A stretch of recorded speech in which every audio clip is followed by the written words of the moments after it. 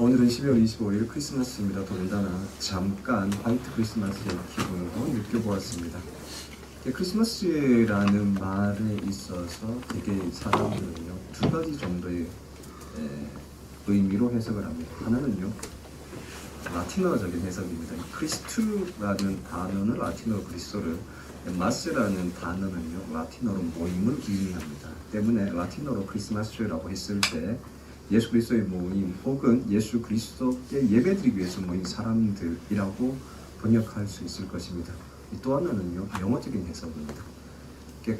크리스마스의 크리스는 이제 그리스도를, 마스는요 M은 나타나다를 의미한 영어 단어 매니페스트를, A는 하나님의 사랑을 의미하는 아가페를, 그리고 S는 구원을 의미하는 salvation을 의미한다고 이 세 글자를 합쳐서 마스라고 했다는 것이죠. 영어적으로 해석하든 혹은 라틴어적으로 해석하든 어쨌건 크리스마스란 예수님을 통해서 나타난 하나님의 사랑을 경험하고 또 이 땅에 오신 하나님께 예배 드리기 위한 날이라고 번역할 수 있을 것입니다. 하나님께서 사람으로 오신 것, 예수 그리스도의 탄생에는요 두 가지 점에 있어서 매우 중요하다고 할 수 있습니다. 하나는 예수님의 탄생을 통해서 인류는 새로운 시대를 맞이하게 되었다라고 하는 것입니다. 인류의 역사는 예수님의 탄생 이전과 이후로 나누어집니다. 흔히 이것을 라틴어로 before Christ 그리고 anno domini BC와 AD로 나누어 지금까지도 사용하고 있습니다. 이것은 매우 지구적이면서도 역사적인 사건임을 보여줍니다. 동시에 예수님의 오심은요 지극히 개별적이면서도 개인적인 사건이기도 합니다. 개인의 삶에도 예수님의 오심은 결정적 변화를 주기 때문에 그렇습니다. 때문에 크리스마스라고 하는 것은 두 가지 차원의 오심이 있습니다. 하나는 역사의 한 가운데 실제로 오신 예수님이고, 또 한 차원은요 우리의 마음 한 가운데 우리의 구주로 오신 예수님이라고 할 수 있습니다. 이 예수님의 오심이 이렇게 인류 역사에 있어서도 그렇고 한 개인에게 있어서도 그렇고 결정적인 변화를 만들 수 있는 이유는요 이 크리스마스라는 말의 의미처럼 그리스도께 예배하는 것, 바로 예배에 있습니다. 국어사전을 보시면 예배에 대해서 종교에서 신앙의 대상을 향해서 존경과 숭배의 마음을 표현하는 행위라고 정의해주고 있습니다. 이를 위해서 사람들은요 특정한 날, 특정한 공간에 모여서 특정한 행동을 합니다. 예를 든다면 유대인들은 토요일에 회당에 모여서 토라를 읽습니다. 무슬림들은 모스크에 모여서 메카를 향해서 절을 하고 코란을 읽습니다. 그러나 예배라고 하는 것은요 이런 행위 이상의 것입니다.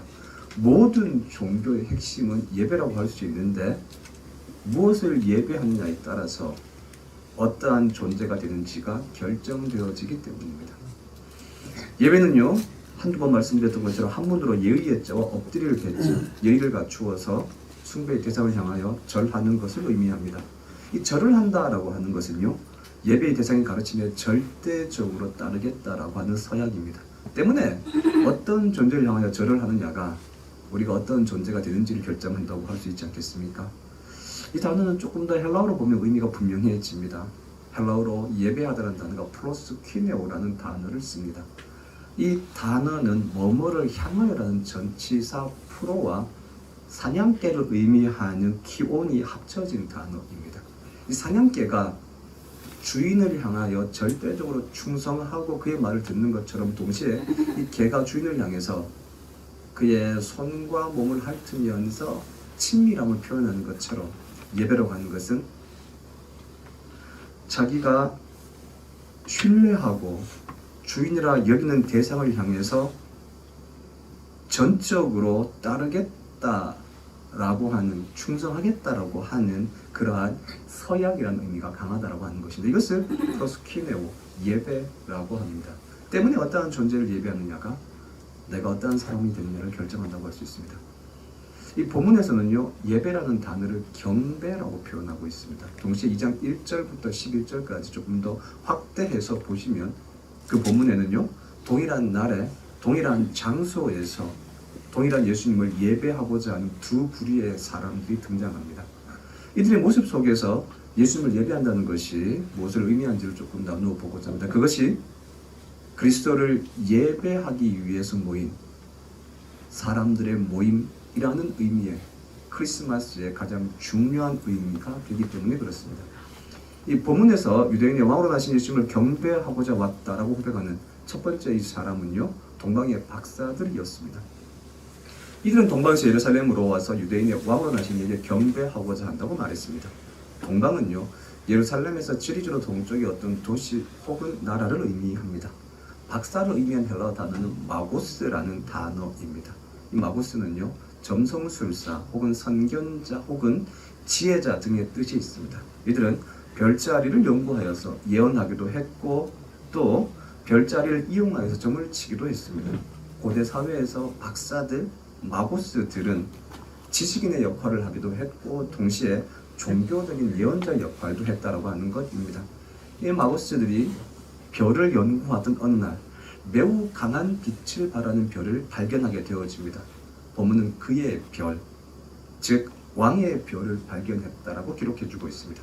고대 사회에서 밝게 빛나는 별의 출현은요, 새로운 왕의 탄생과 연관되어져서 이해되어졌습니다. 현대학자들 사이에서 그래서 이 부분에 대한 논쟁이 있었습니다.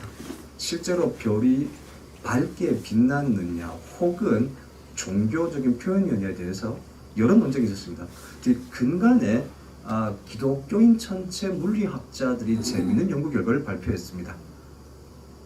인간의 시력으로 확인할 수 있는 그러한 별의 개수가요 1500개에서 2000개 정도 된다는 겁니다. 그 가운데 가장 빛나는 별은요, 우리가 흔히 금성이라고 말하는 색별입니다. 금성을 제외하고 어떠한 별들이 이 특별하게 빛을 발하는 경우는요, 주로 세 가지랍니다. 첫 번째로는요, 혜성이나 별이 폭발할 때 표현하는 초신성이라고 할 수 있고, 또 하나는 이제 이 유성이 있지 않습니까? 유성별. 그리고 마지막 세 번째는요, 2개 이상의 별이 겹쳐져 보여서 매우 밝게 빛나는 이성상합이라는 현상입니다. 저도 이렇게 좀 공부를 하면서 봤었습니다. 그런데 이 가운데 학자들의 연구에 의하면요, 베들레헴에 뜬 별은요, 2개의 별이 겹쳐져서 밝게 빛나는 이성상합의 별이라는 겁니다. 그리고 이제 이 컴퓨터를 통해서 연구해 본 결과 대략 2000여 년 전에 목성과 토성이 3차례 정도 겹쳐졌던 순간이 있었다는 겁니다. 되게 태양계에서 수성부터 해서 행성들 쭉 있지 않습니까? 그 가운데 목성과 토성의 공전 주기를 연구했더니 대략 한 3차례 정도 2000여 년 전에 겹쳤을 순간이 있었다는 겁니다. 이 과학자들은 이런 식으로 설명하지만 되게 고대 사회에서 밝은 별의 출현은요, 과학적이 아니라 되게 종교적 혹은 역사적 의미로 이해했다는 겁니다. 그것은 바로 왕의 탄생과 대한 것이었습니다. 이 동방에서 온 박사들은 바로 그 예루살렘에서 밝게 빛나는 별을 보고 새로운 왕이 탄생했다는 것을 깨달았고 믿었습니다. 때문에 이를 축하하기 위해서 예루살렘에 있는 헤롯 대왕에게로 갔습니다. 그러나 기대와는 달리 헤롯 궁에는 어떠한 아이도 태어나지 않았습니다. 그리고 서기관들과 대제사장들을 통해서 메시아는 베들레헴에서 태어난다는 것을 알게 되어지고 별의 인도를 받아 베들레헴에 도착하게 되었습니다. 누가복음에 의하면요, 왕으로 태어나신 분은 베들레헴의 허름한 여관의 마국간에 누워 있었습니다. 이를 본 마고스들은 준비한 예물을 드리고 말구에 누워있는 아기를 향해서 경배, 예배했습니다. 이때 사용되진 단어가요, 프레스키네오라는 단어입니다. 그래서 마태는 이 마고스들이 아기 예수님을 향해서 프레스키네오 했다라고 기록해 주고 있는 것입니다.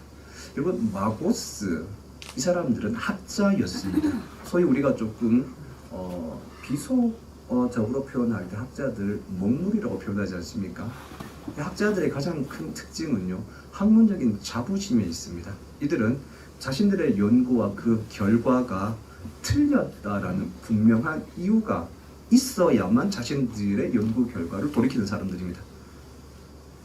그런데 이 마고스들은 말씀드렸다시피 자신들의 학문과 탐구의 결과를 통해서 메시아의 탄생을 확신했던 사람들입니다. 그리고 이를 축하하기 위해서 헤롯의 궁으로 갔습니다. 그런데 헤롯에게는 아이가 태어나지 않았다는 것은 자신들의 연구가 어쩌면 잘못되어졌다라는 것을 의미하기도 합니다. 그런데도 마고스들은 기꺼이 자신들의 확신을 버리고 다시 왕을 찾아 나섰습니다. 그들은 베들레헴에서 한 아이를 만났고 그들이 만났던 아이는 왕의 집안에서 태어난 아이도 아니었고 귀족의 집안 혹은 장군의 집안에서 태어난 아이도 아니었습니다. 그들이 도착했던 곳은 화려한 궁도 아니었고 심지어 번듯한 집도 아니었습니다. 마구간이었습니다. 그 아이가 왕이 될 수 있는 가능성은 전혀 없었습니다. 그럼에도 불구하고 마고스들은요, 그 아이를 향해서 경배했습니다. 충성을 약속하고 그 아이의 가르침을 따라 살겠다라고 서약한 것입니다.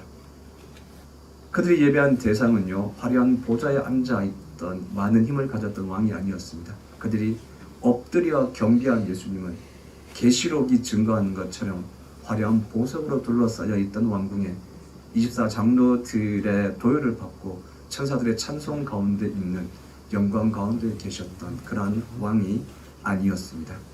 그들이 예배한 예수님은 아무런 힘이 없는 어린 아이였습니다. 더군다나 그 예수님은 가장 초라한 말구 위에 누워 계셨습니다.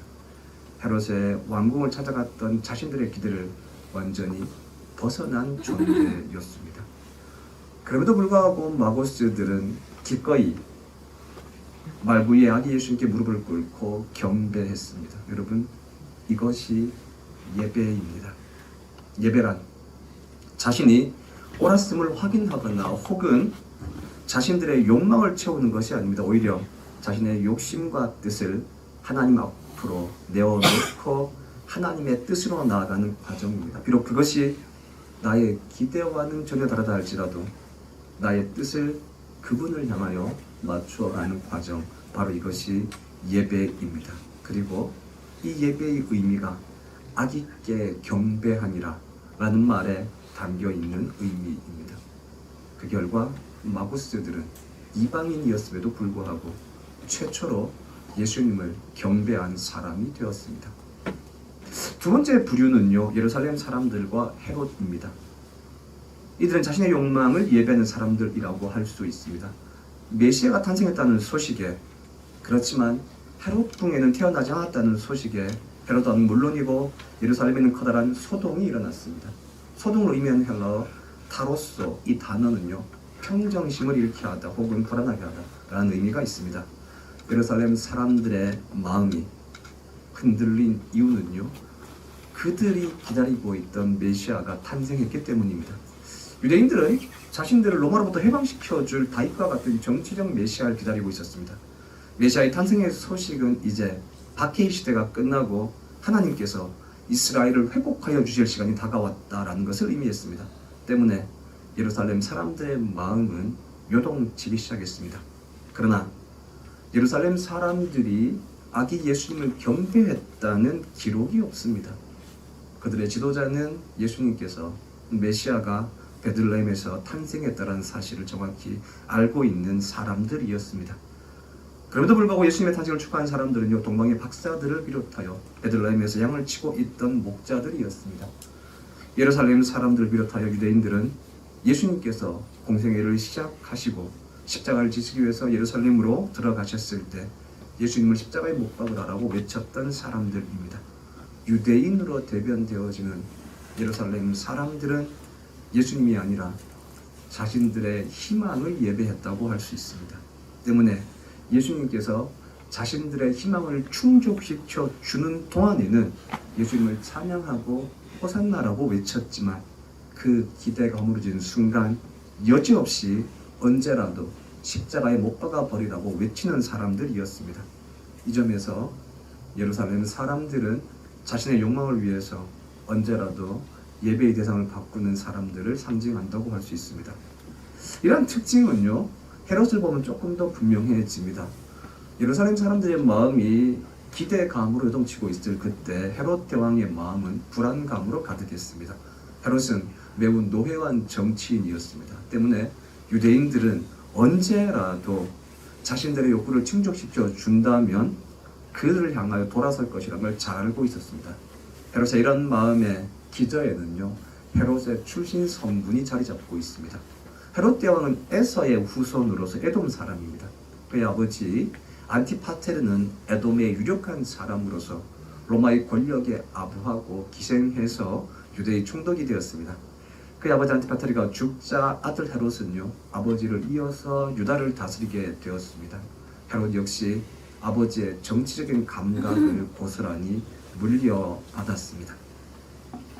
때문에 로마의 권력에 민감하게 반응했고 유대인들의 마음을 얻고자 매우 노력했습니다. 때문에 헤롯은요, 예루살렘 성전을 아름답고 화려하게 중축하고자 했습니다. 유대인들의 환심을 사기 위해서였습니다. 때문에 예수님 당시의 사람들은 예루살렘 성전을 헤롯 성전이라 부르기도 했습니다. 또한 마사다 요새를 건축하고 가이사라는 항구 도시를 만드는 등 매우 활발한 활동을 했습니다. 이것들은 모두 자신이 에돔 출신의 유대인이 아니라는 출신적인 한계를 극복하고 유대인들의 마음과 환심을 사고자 했던 노력입니다. 이러한 업적에도 불구하고 이 헤롯은요, 매우 잔인한 군주였습니다. 헤롯의 아내는 미리암이라는 사람이었습니다. 미리암은요, 유대인 마지막 왕조인 하스모니안 왕조의 혈통을 이어받았습니다. 때문에 잠정적으로 미리암은 늘 헤롯 대왕의 경쟁자였습니다. 결국 헤롯은 미리암을 간통했다는 모함을 씌워서 죽여버렸고 두 명의 아들 역시도 동일한 이유로 죽여버렸습니다. 이 일을 경험했던 장모가 헤롯은 정신적으로 문제가 있다라고 말을 하자 장모마저 죽여버렸습니다. 이후에 안티파테르 2세인 자신의 아들이 왕위를 물려받을 것이 유력해지자 그 아들마저 죽여버렸습니다. 헤롯은 자신의 욕망을 위해서는 어떤 사람도 해칠 수 있는 사람이었습니다. 자신의 권력을 유지하기 위해서는 그 어떤 짓도 할 수 있는 사람이었습니다. 때문에 로마의 황제 아우구스투스는요, 헤롯을 향해서 이런 말을 했습니다.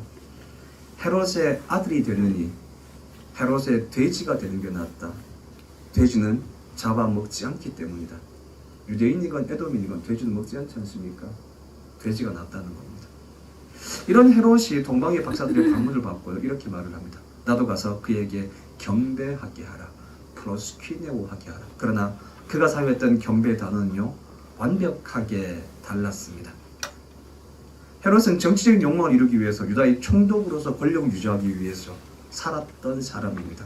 자신의 욕망을 예배하는 사람이었습니다. 그런데 자신의 왕위를 위협할 수 있는 왕이 태어났다고 하자 대제사장들과 서기관들을 통해서 메시아가 탄생하는 장소에 관해서 물었고 베들레헴에서 메시아가 태어날 곳이라고 하자 2살 이하의 모든 남자 아이들을 죽여버렸습니다. 비록 마고스와 동일하게 예배라는 단어를 사용했다 할지라도 그 의미는 전혀 달랐습니다. 헤롯은 자신의 욕망을 예배하는 사람이었습니다. 그리고 그 욕망을 위해서는요, 가족은 물론이고 힘없는 어린아이까지 기꺼이 죽일 수 있는 사람이었습니다. 여러분, 종교를 가진 사람이거나 혹은 종교가 없는 사람이라 할지라도 모든 사람은요, 무엇인가를 예배합니다. 예배란 단순히 종교적 행위가 아니라 자신의 삶에 있어서 가장 중요하게 여기는 무엇을 이루고자 하는 열망하는 삶의 태도와 연관되어지기 때문에 그렇습니다. 어떠한 사람은 예루살렘이나 헤롯처럼 자신의 욕망을 예배합니다. 이들에게 있어서 우선순위는요, 언제나 자신의 욕망입니다. 때문에 하나님 역시도 자신의 욕망을 채울 수 있는 도구로 여깁니다. 비록 이들은 하나님을 예배한다고 말하지만 자신의 목표와 인생의 걸림돌이 되면 신앙마저도 기꺼이 헌신짝처럼 버려버릴 수 있는 사람들입니다. 자신의 욕망을 위해서 살아가는 무신론자들이거나 혹은 종교인들이 이러한 부류의 사람들이라고 할 수 있을 것입니다. 그러나 참다운 예배는요, 아기 예수께 예배드린 마고스처럼 동방의 박사들처럼 비록 하나님이 자신의 기대와 다른 존재라 할지라도 혹은 하나님이 자신의 삶에 걸림돌이 되는 순간이 있다 할지라도 하나님을 바꾸는 것이 아니라 자신을 바꾸어 하나님 앞에 세워가는 사람입니다. 이것이 예배라 할 수 있고 이것이 바로 크리스마스의 의미라 할 수 있을 것입니다. 그리고 본문은 이것을 아기께 경배하니라 라는 말로 표현해 주고 있습니다. 여러분, 우리는 어떤 예배자입니까? 오늘 크리스마스 성탄절에 예수님의 탄생의 순간에 나타난 두 종류의 예배를 드리는 모습을 보면서 우리의 모습을 점검할 수 있는 성탄절 되었으면 합니다. 우리 같이 찬송가 114장을 결단의 찬양으로 드리겠습니다.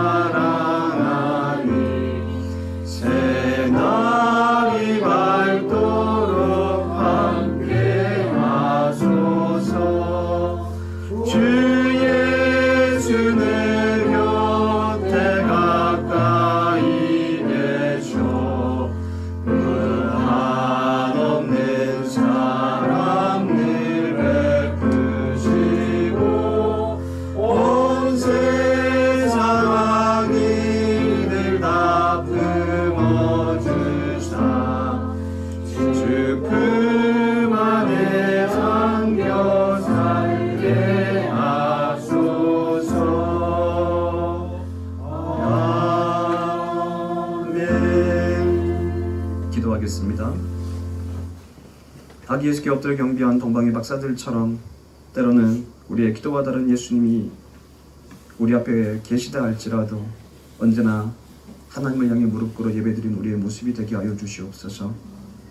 하나님을 바꾸려는 교만을 범하는 우리를 용서하여 주시고 하나님의 말씀에 맞추어서 우리의 삶을 새롭게 만들어가는 크리스마스가 되게 하여 주시옵소서. 지금은 사람들의 기대와는 다른 모습으로 이 땅에 오신 예수님의 은혜와 사람들의 기대를 넘어서 당신의 뜻을 이루어 가시는 하나님의 사랑과 우리의 기대와 다른 예수님께 무릎 꿇게 하시는 성령님의 능력이 오늘 예배드린 우리 교회 성도들 모두에게 지금부터 영원까지 함께하여 주시기를 간절히 축원합니다. 아멘.